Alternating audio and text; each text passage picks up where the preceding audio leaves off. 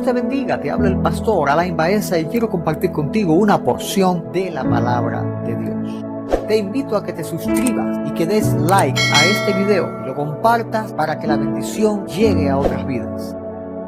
Entonces les dijo: dad a César lo que es de César y a Dios lo que es de Dios. Vamos a repetirlo. Dad a César lo que es de César y a Dios lo que es de Dios.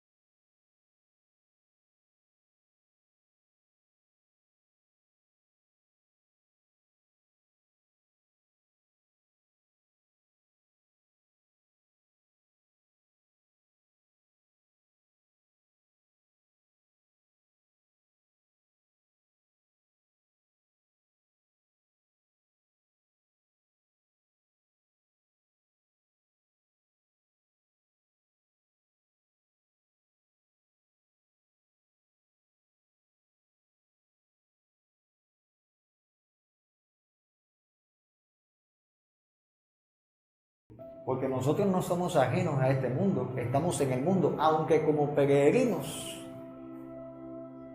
Porque antes pertenecíamos a este mundo, pero cuando Jesús nos llamó de las tinieblas a su luz admirable, nosotros ya no somos de este mundo, pero somos extranjeros aquí, peregrinando este tiempo que Dios ha determinado que estemos aquí en la tierra.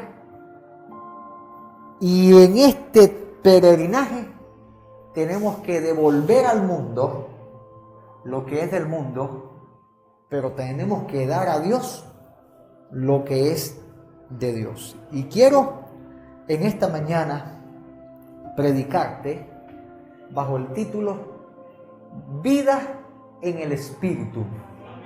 Vida en el Espíritu.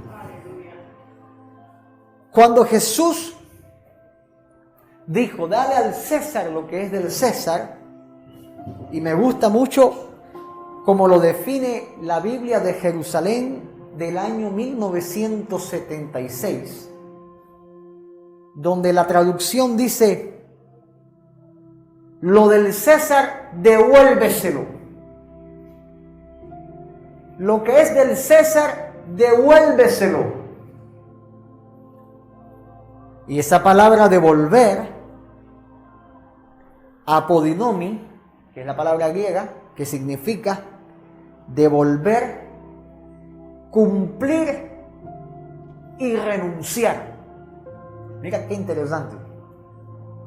Jesús le dice al César apodinomi: devuelve, cumple, pero renuncia. Significa que al mundo tenemos que devolver, ¿qué cosa? Las cosas que son del mundo. Pero no significa devolver conforme a la carne. Porque cuando Cristo habla, le habla a un grupo de tentadores que iban a darle al mundo lo que proviene de el mundo y lo que ejercitaba la carne de ellos. Pero en el marco histórico, en el ambiente, estaban también la iglesia escuchando, expectante, que luego anotaría en el libro el testimonio que estamos leyendo hoy y nos transmite la enseñanza. ¿Qué tiene que devolver la iglesia al mundo? ¿Qué tiene que devolver la iglesia al mundo? ¿Qué tenemos que dar al mundo? Entonces, ahí es a donde apodinomi nos hace, la palabra apodinomi, que es dar al César, que nos hace entender que es cumplimiento, pero también renuncia. ¿Cumplimiento con qué? Usted tiene que pagar la electricidad, usted tiene que pagar el agua, tiene que pagar impuestos, pero usted cumple con estas normas, pero no pertenece al dador de esas normas. Usted no pertenece, usted no es esclavo del que instauró esas normas. Y entiéndame bien lo que le estoy diciendo, porque apodinomi también significa, como dije, renunciar. ¿Tienes un trabajo? Cumple con el horario de tu trabajo. Amén. Eso es dar al César lo que es del César. Pero se te manda, da a Dios lo que es de Dios. Apodinomi, cumple, pero voy a renunciar a lo que el mundo quiera robarme lo que le pertenece a Dios. O sea, que si mi trabajo me da buena paga, pero me limita buscar a Dios, entonces ya deja de ser un buen trabajo. Porque el César se está llevando lo que le pertenece a Dios. Y no es el César el que da salvación, es Dios. Por lo tanto, tenemos que tener una vida espiritual escalonadamente ascendente y correcta para nosotros poder cumplir esta enseñanza de dar a Dios lo que es de Dios correctamente. La iglesia, para que mantenga una vida espiritual sana, no mediocre, sino viva, avivada, necesita transitar por esta escalera ascendente, porque ¿cuántos cristianos no hay que vienen a la iglesia y se aburren en la casa de Dios? Es porque lo que viene, y perdóneme, pero lo que viene es un mazo de carne. Y lo que es carne se entrega a lo que le pertenece a la carne, que es el mundo. Pero a Dios es espíritu, vida espiritual. Y ahí es cuando se vence las cosas de la carne. Entonces, una vida real en el espíritu comienza por la fe. ¿Cuántos creyeron? Cuando se le predicó el evangelio, recibieron a Cristo. Y como dice la palabra, cree en el Señor Jesucristo y serás salvo, tú y tu casa. Tú y tu casa estás viniendo, tu casa está viniendo. Pero la fe tiene que mantenerse. Es el primer escalón de la escalera ascendente a una vida espiritual. Y créame, los dardos del enemigo van a afectar, pero van a venir contra tu vida, pero es necesario que la fe esté como un escudo en tu vida para frenar esos dardos, porque esos dardos lo que van a hacer es impedir que tú avances. Y la fe no es lo que te presentan culturalmente en alguna religión, por ejemplo como la católica o otras religiones. La fe no es un ejercicio cultural. La fe no es un ejercicio religioso mero, no es un mero ejercicio religioso. Es interesante como el apóstol Pablo presenta la fe como un escudo. Habla de la fe como un escudo que apaga dardos. Y como un escudo apaga dardos bíblicamente. Vemos que Satanás venía a tentar al Señor y Jesús, ¿cómo resistía la tentación? Escrito está. Pero cuando el cristiano viene a la iglesia y se ejercita, y le ruego perdón por lo que voy a decir, se ejercita las pompis en un banco. O sea que solamente viene a sentarse en un banco, pero no hay una vida espiritual, no hay una relación con Dios, no hay lectura, alimentación de la palabra de Dios, sino solamente viene a sentarse religiosamente en los cultos que pueda venir. Esa persona no está ejerciendo fe. Porque cualquier dardo le puede dar. ¿Por qué? Porque no sabe cómo emplear la fe como escudo. Por lo tanto, el primer paso que tienes que dar en tu vida cristiana para que vivas una vida espiritual, mente correcta, una vida en el espíritu correctamente, es cómo usar la fe. ¿Cómo usar la fe? Me gusta ver la fe como un músculo. Mientras más ejercites el músculo, más fuerte, más crece. Por lo tanto, el Señor la compara con una semilla de mostaza que luego se hace un árbol donde anidan pájaros. O sea, mira qué grande puede volverse la fe. Pero es necesario el ejercicio de ella fuera de la visión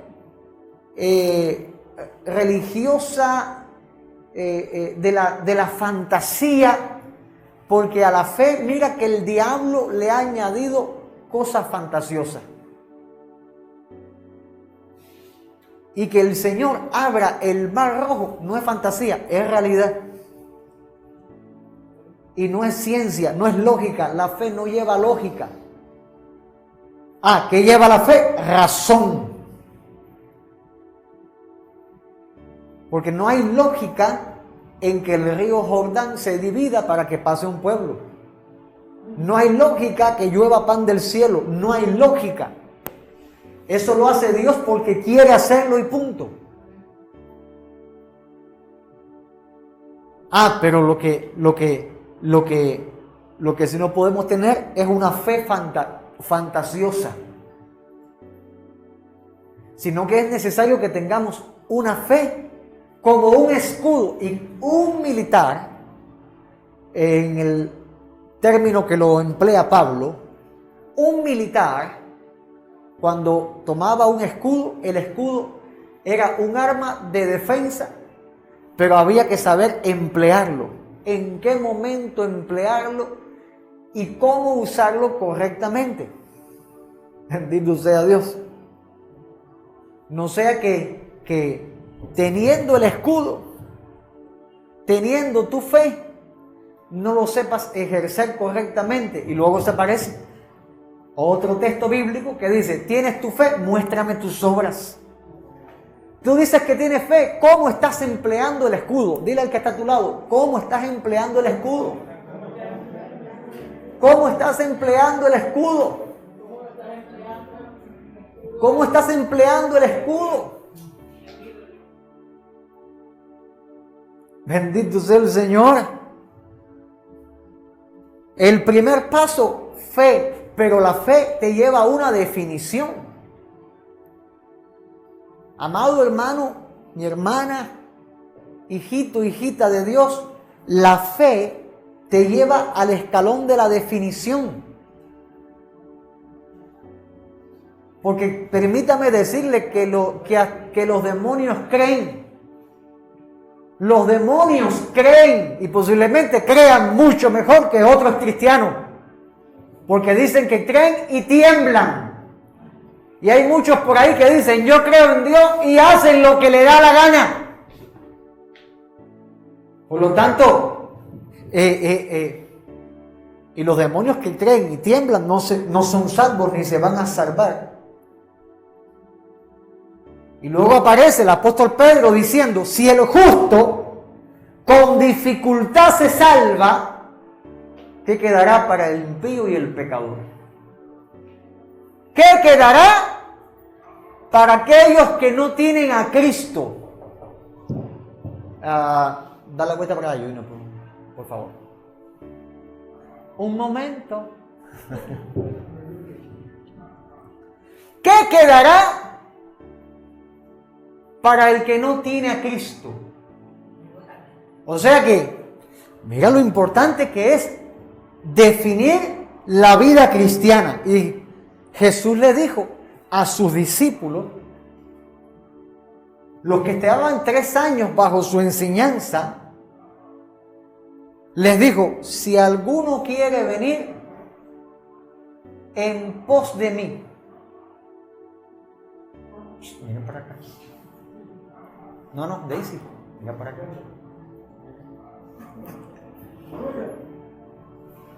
Que a la hermana le llegó $1.000.000 y ahora va a traer para acá la ofrenda. Si alguno quiere venir en pos de mí. Le estaba hablando a los que lo estaban siguiendo, a los que llevaban 3 años fielmente detrás de él. Si alguno quiere venir en pos de mí,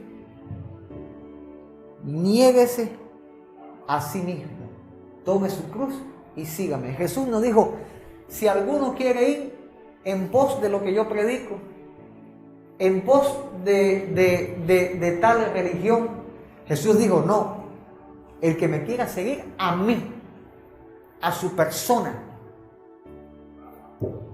Y los que estamos acá en la casa de Dios, usted no viene aquí por mí, no viene aquí por las 4 paredes, usted viene aquí por Cristo. No lo quiero aquí por otra cosa, por Cristo. Y Jesús dice: el que me quiera seguir a mí, se tiene que negar a sí mismo, tiene que tomar su cruz, no la de alguien más, la que Dios te impuso, la que te tocó, y sígame. Sígame.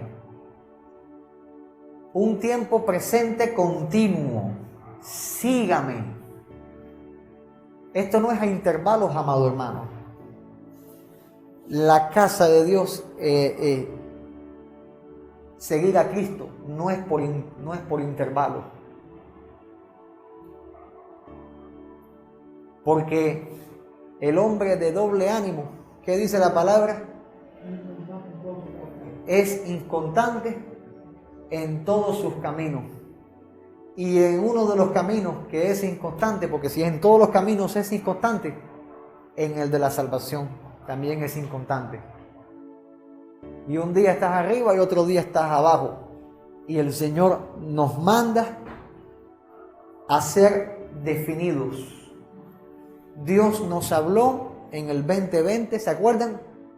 Tiempo de definición. Bendito sea Dios Todopoderoso. Definidos. Porque el cristiano que se define es un cristiano que se vuelve firme. Firme. Y dice la palabra, mantengámonos firmes sin fluctuar. Sin fluctuar. No puede haber doble ánimo. Hay que luchar para mantenerse firmes. Porque si tú eres una persona, y con amor te lo digo, que te presentas hoy y te desapareces un mes y vuelves a presentarte otro día, voy a mirar para el Señor y no para que nadie se ponga bravo conmigo. Amado, está fluctuando. Pero es que me ahoga mi situación. Oye, al César lo que es del César y a Dios lo que es de Dios. El César por ley te establece 8 horas. A las 8 horas cuelgas el delantal y dice, ya yo terminé. Porque yo tengo vida. Mi vida no es esto. Porque créeme que el César te mata. Y cuando te mate pone a otro. Y a ti te van a desechar. Porque no vas a ser la primera persona que se lo hacen. Y el dinero no vale tu vida. Porque Dios te va a sustentar. Dios te va a sustentar. Entonces tú quieres que tu vida avance, dé un giro, se levante, que Dios restaure, Dios haga. Y Dios dice, primeramente tienes que buscar el reino de los cielos. Primeramente tienes que mantenerte firme. Porque buscar el reino de Dios y su justicia. Y para que todas las cosas sean añadidas, tiene que haber un cristiano firme buscando. Tiene que haber un cristiano firme buscando. Y el Señor dice, mantente firme sin fluctuar la profesión de tu esperanza. Porque fiel es el que prometió. Fiel es el que prometió. Y el cristiano que quiere mantenerse firme tiene que comprometerse con Dios. Diga conmigo, compromiso. Compromiso. Compromiso es lo que es necesario. Tú quieres vida en el Espíritu, comprométete con Dios. Y el que se compromete, mira que cumpla, dice la palabra de Dios. Mira que cumpla si tú has comprometido a Dios algo. Pero también dice la palabra que ninguno que milita se enreda en los negocios de la vida a fin de agradar a aquel que lo tomó por soldado. Y mira lo que yo le estoy diciendo.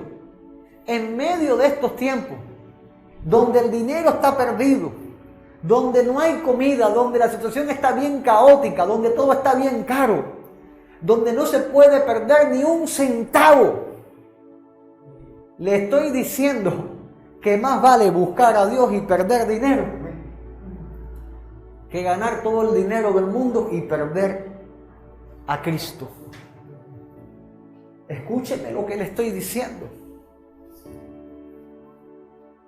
Ninguno que milita se enreda en los negocios de la vida a fin de agradar a aquel que lo llamó por soldado. Porque Dios lo que quiere, mira, lo que Dios quiere con tu compromiso es generar crecimiento.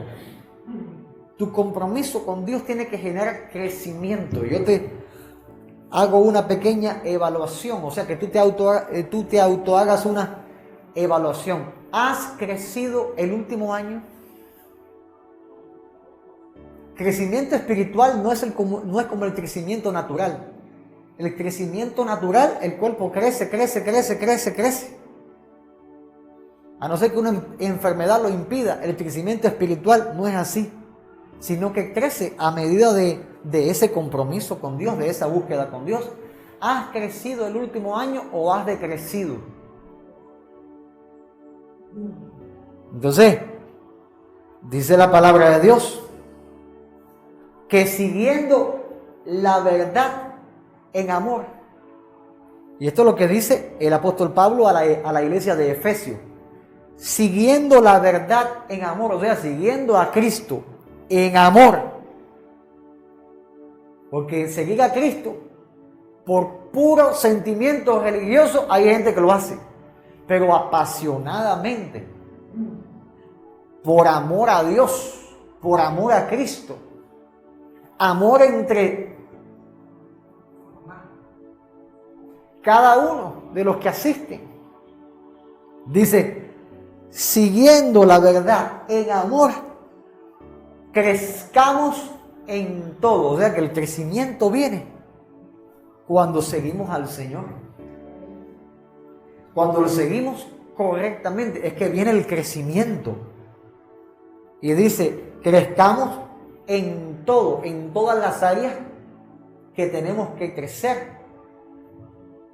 Vida en el Espíritu no es solamente lo que usted pensaba. Una iglesia hablando lenguas y los enfermos sanándose y la gente cayendo tocada por el poder del Espíritu Santo. No, eso es una pequeñita parte. Esa es la parte pequeña que hasta los inmaduros gozan de ella. Pero vida en el Espíritu va más allá. Es una relación que te hace crecer en el conocimiento de Dios, que te hace crecer en tu vida cristiana. Una relación que te levanta, que aumenta la fortaleza de la fe, en la cual puedes usar la armadura, un crecimiento que cada día te vas pareciendo más a Cristo. Porque dice Pablo, crezcamos en todo, en aquel que es la cabeza. Esto es Cristo. O sea, que la fe crezca en Cristo. Que mi firmeza crezca en Cristo. Que mi conocimiento crezca en Cristo. Que mis actitudes crezcan en Cristo. Y pueda moverme no conforme a mi voluntad, sino conforme a la voluntad de mi cabeza, que es Cristo. Aleluya. O sea, este es el ascender de la vida espiritual. ¿Y cómo reacciona el mundo contra aquellos que ascienden? ¿Cómo reacciona el mundo? Porque cuando tú participas de las malas palabras, cuando tú juegas a la bolita con tu vecino,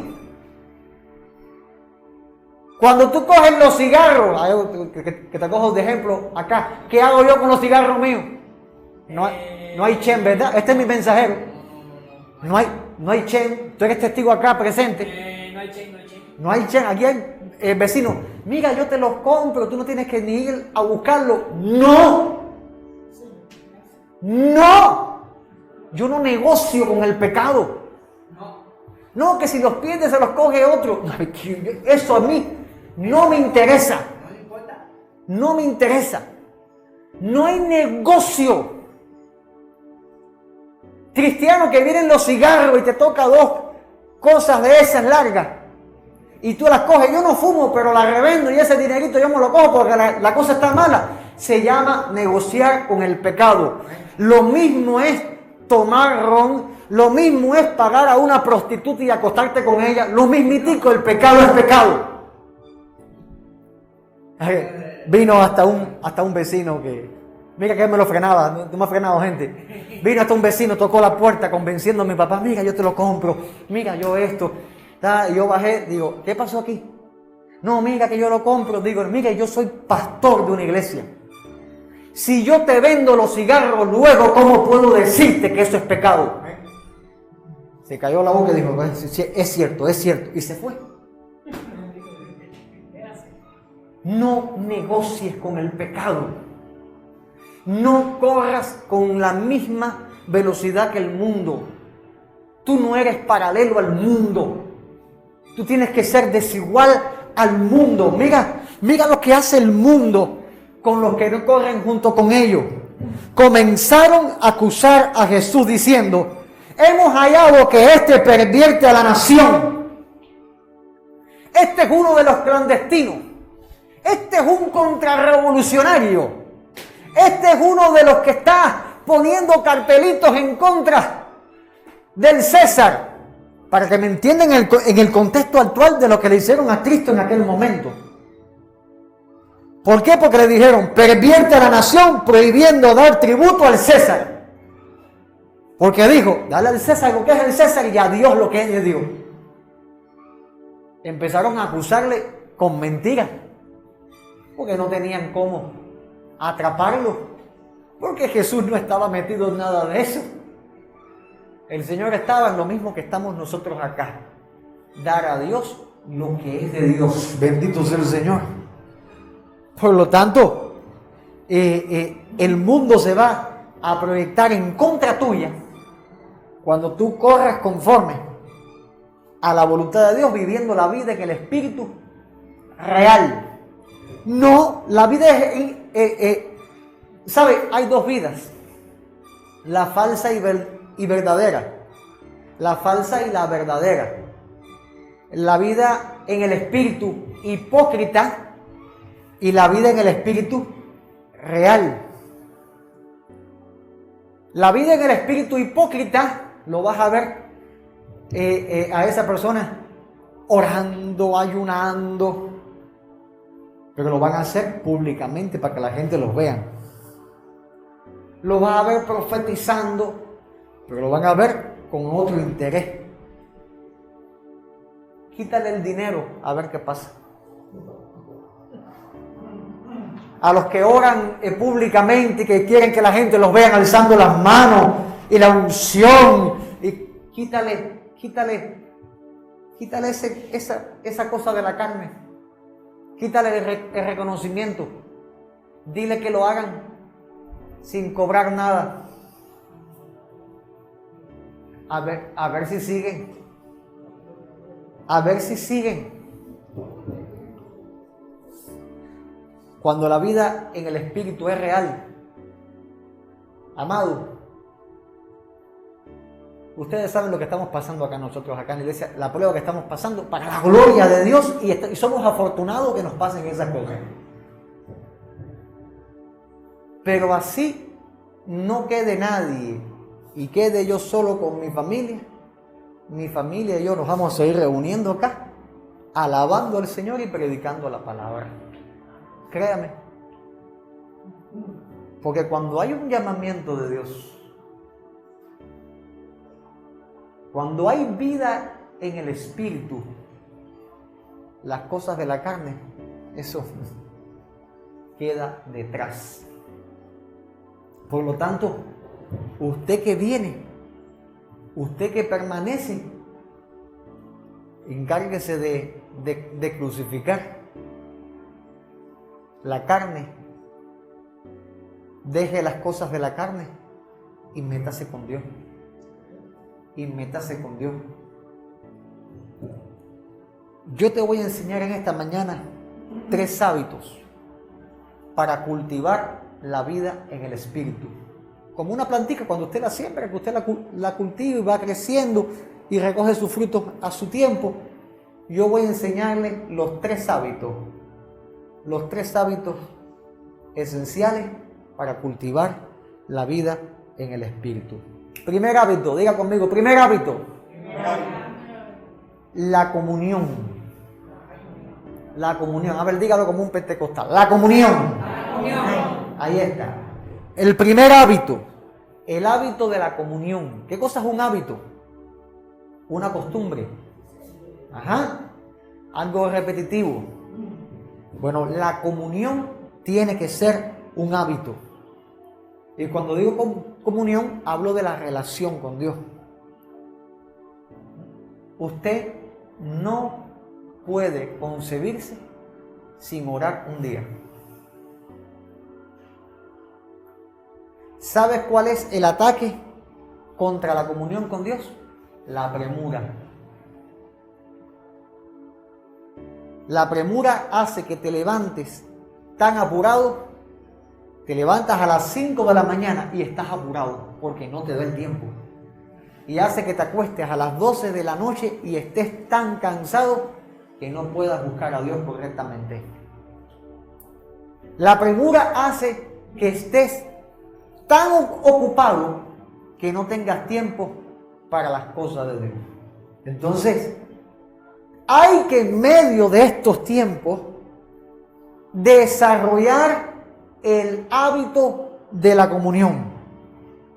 Porque dice la palabra de Dios: Jehová abomina al perverso, mas su comunión íntima es con los justos.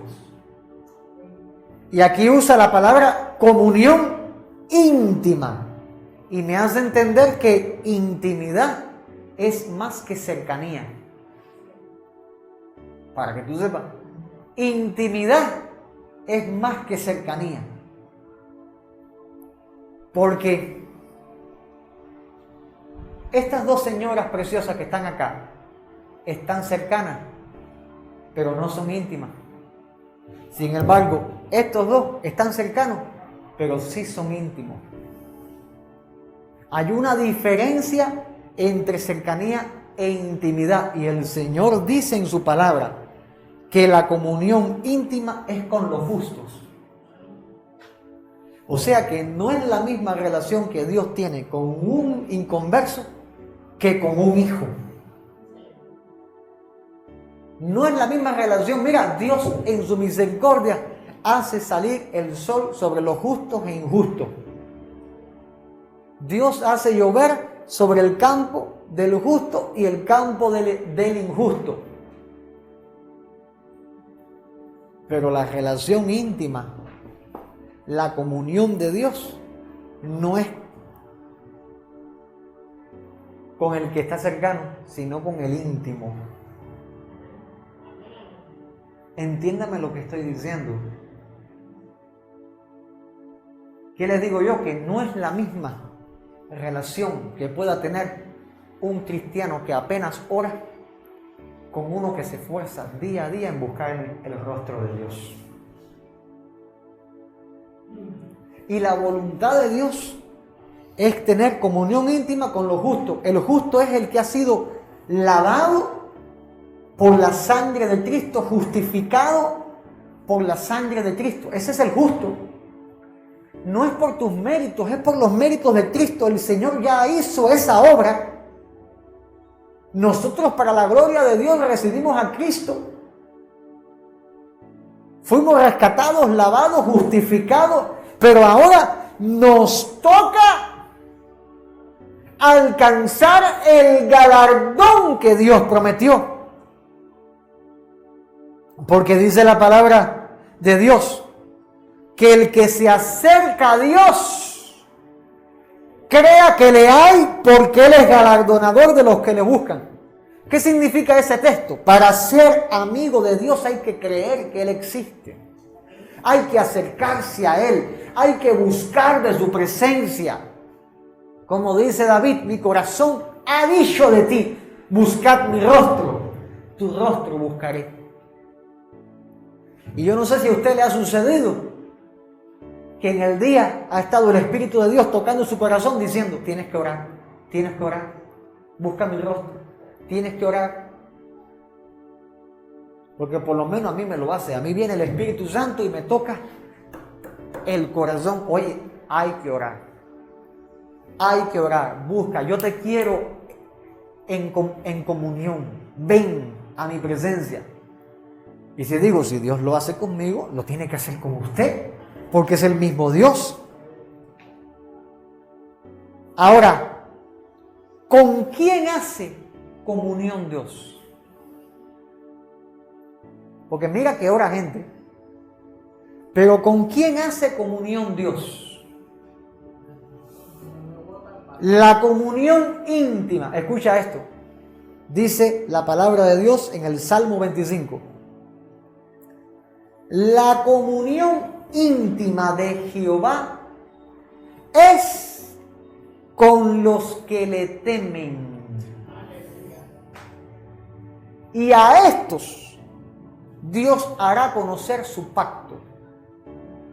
O sea que para doblar rodillas y tener relación con Dios, tiene que haber temor de Dios. Esto no es de los que pecan y dicen, bueno, yo pido perdón porque Dios me va a perdonar. No, esto no es un juego. Señoras y señores, esto no es un juego.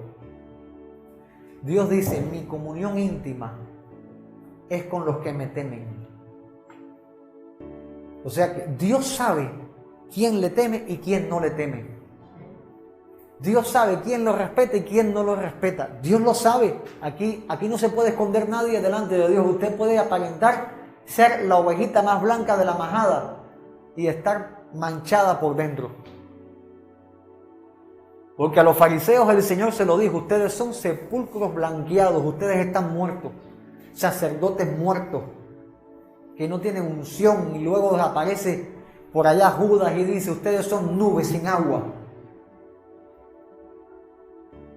O sea que Dios conoce tu corazón, no te engañes. Dios te conoce. Y Dios dice, mi comunión íntima es con los que me temen, con los que me obedecen, con los que están sometidos. Y a estos yo voy a hacer conocer mi pacto. A estos yo me voy a revelar. A estos yo los voy a bendecir. A estos yo los voy a levantar. A estos yo los voy a sanar. A estos yo los voy a edificar. O sea que no se trata de venir solamente y sentarse acá. Hay que temer a Dios, caballero. Señora, hay que temer a Dios. Hay que obedecer a Dios para que la comunión sea real. Porque la comunión, el hábito de la comunión lleva directamente a la instrucción. Porque Dios dice, a estos voy a hacer conocer mi pacto. ¿Y qué es esto sino la instrucción? Y la instrucción tiene que volverse también un hábito. Hello, diga conmigo, el hábito de la instrucción. El hábito de la instrucción. La instrucción se vuelve un hábito. Dios hace conocer su pacto. ¿Qué significa esto? Que el Padre instruye. ¿Y qué es esto? La instrucción que viene de parte de Dios, sino la enseñanza por medio de su palabra. Esa es la instrucción. La enseñanza por medio de su palabra. Y la palabra de Dios se vuelve un adorno de gracia, una corona en nuestras cabezas. Y mira lo que dice la palabra de Dios en Proverbios capítulo 1, versículo 8. Dice, oye, oído dispuesto. Cuando se da clase, mi hermanita semanal, ¿qué tienen que hacer los estudiantes? Oír, porque el mayor % de recepción del aprendizaje está en el oír. Tiene un gran % el ver, lo que se escribe en la pizarra, los diagramas, las gráficas, etcétera, etcétera. Pero la parte importante para la instrucción está en el oído.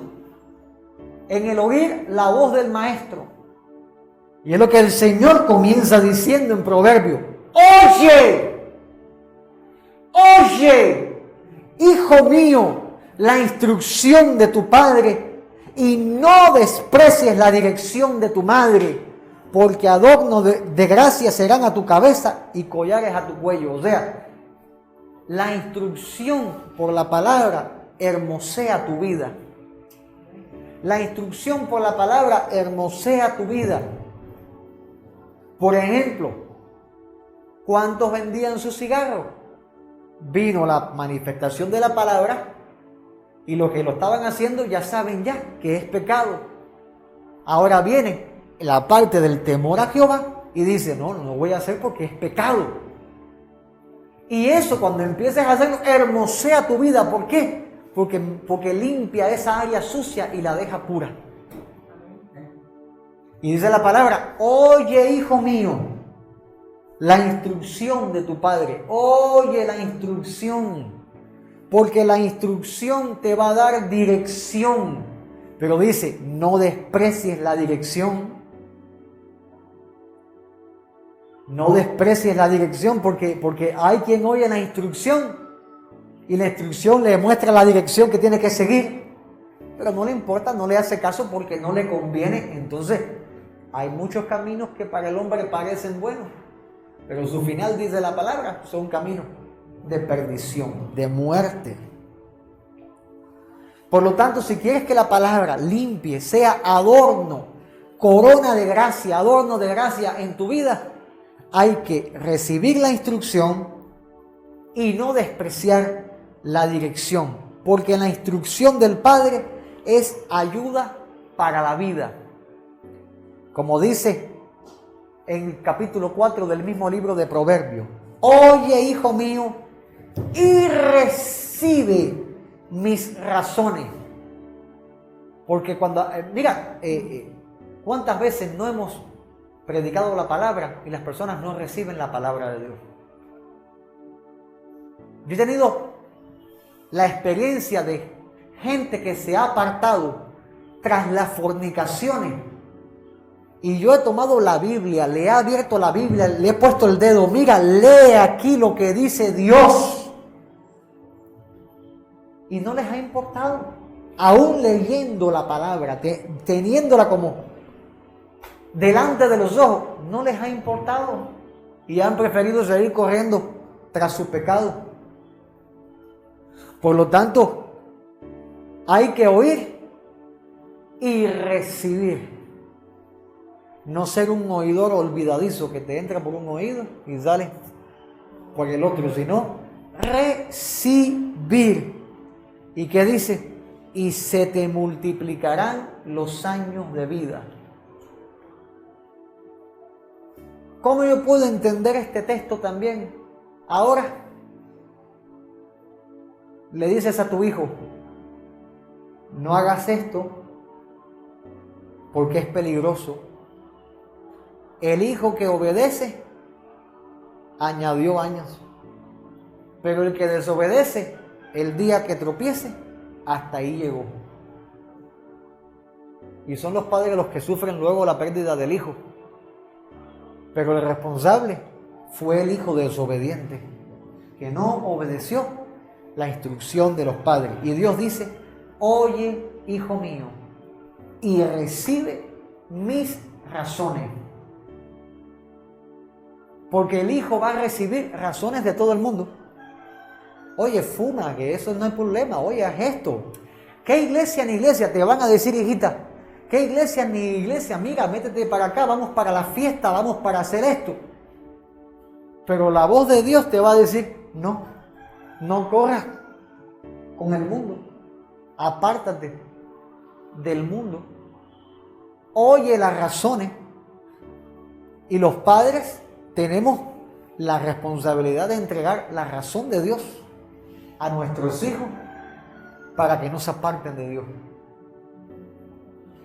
Por lo tanto, la instrucción de Dios es corrección de nuestras vidas. Oye, hijo mío, dice el Señor, y sé sabio. Oye y sé sabio, y endereza tu corazón al camino. Mira para eso, mira acá, qué interesante. Oye y sé sabio, y endereza tu corazón al camino. Que dicen que árbol que nace torcido, jamás su tronco endereza. Bueno, mira lo que dice Dios en su palabra. Oye, recibe, no desprecies la dirección para que seas sabio. Y endereza tu corazón. Tienes la capacidad Tienes la capacidad de que cuando estás corriendo tras ese deseo, frenar y decir no. Dios me dio el poder de enderezar mi corazón y buscar a Dios.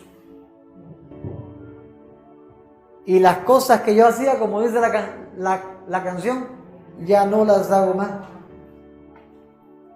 Porque ahora has sido llamado a vivir conforme a la voluntad de Dios. Y Dios te da la instrucción, Dios te hace conocer su pacto. Por lo tanto, los que son instruidos viven en el poder de la palabra de Dios.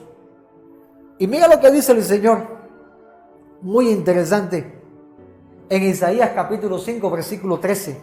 Por tanto, mi pueblo fue llevado cautivo porque no tuvo conocimiento. Y su gloria pereció de hambre y su multitud se secó de sed. Un pueblo que murió porque no recibió la instrucción de parte de Dios.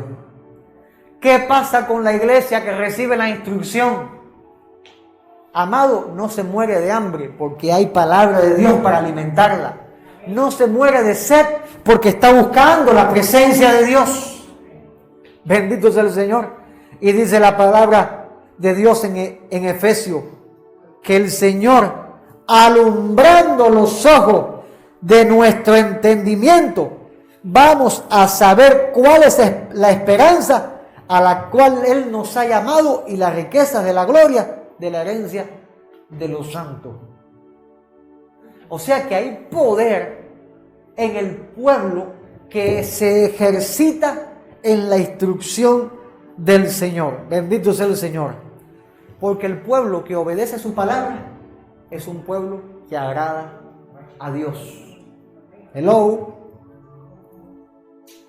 Dice,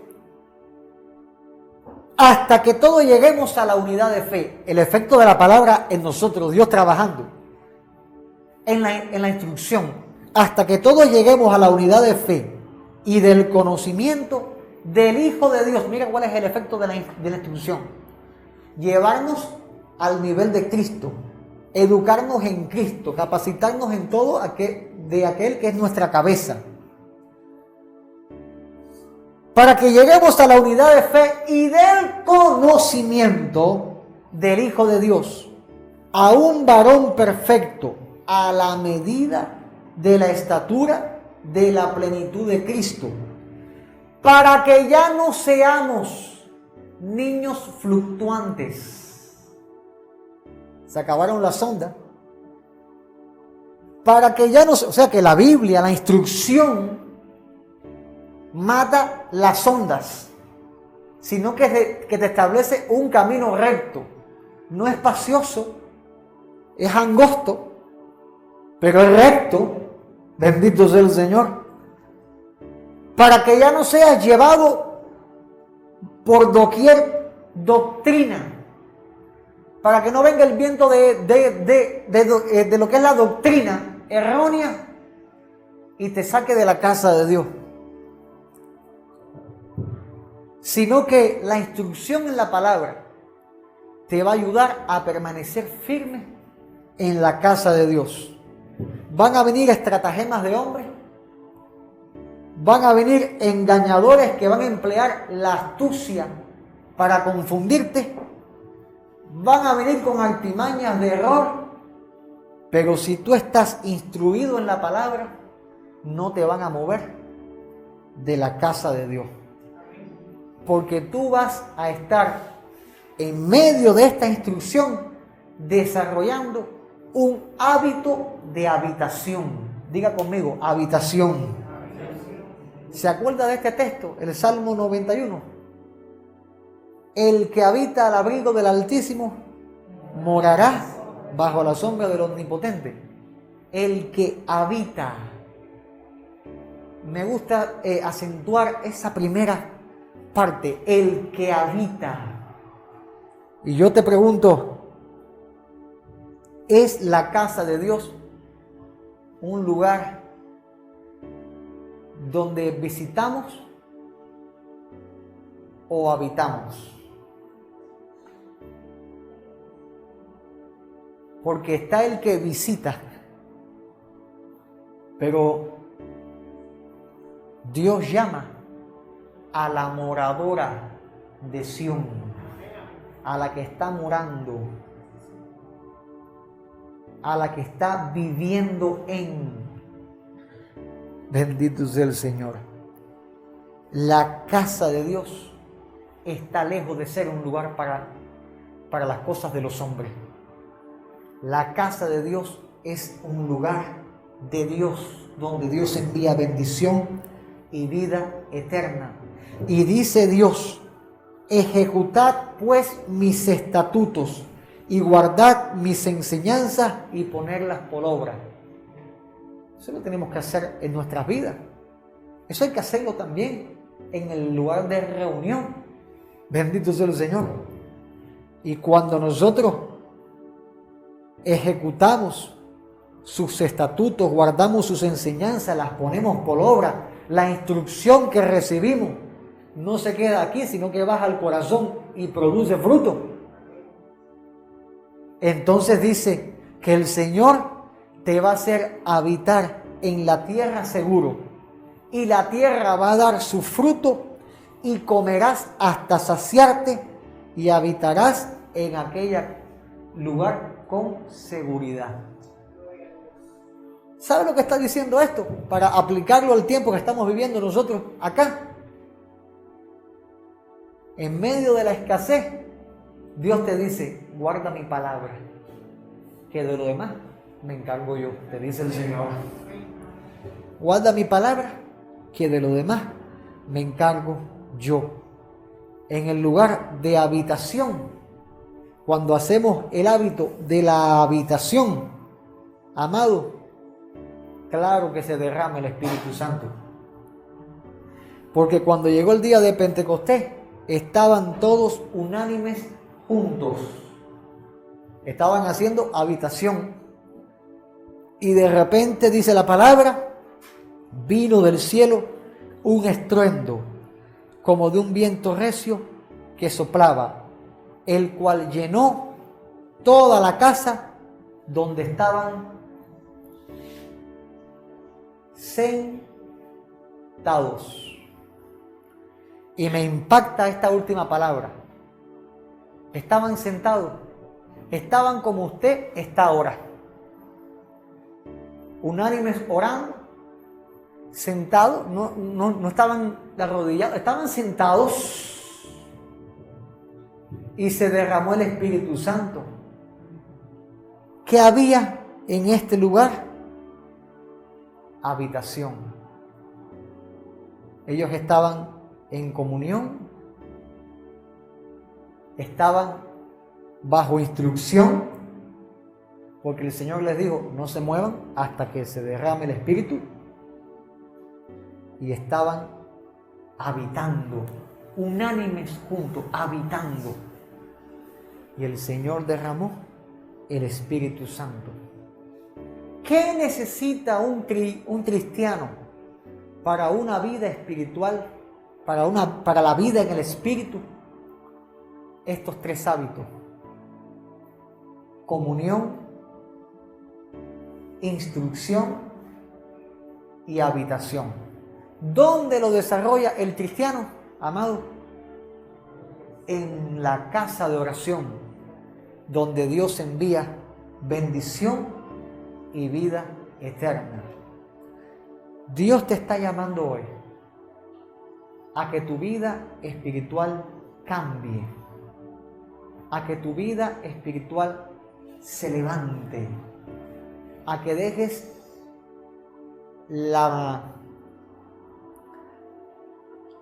ese sentimiento pasivo y dejes la tibieza, y en el nombre de Jesús se levante tu vida en el fuego del Espíritu Santo, porque Dios no nos quiere ni tibios, no nos quiere fríos, sino calientes. Y para calentar, para avivar la vida espiritual, comunión con Dios, instrucción de Dios habitación en la casa de Dios. Ponte de pie, quiero hacer una oración por ti.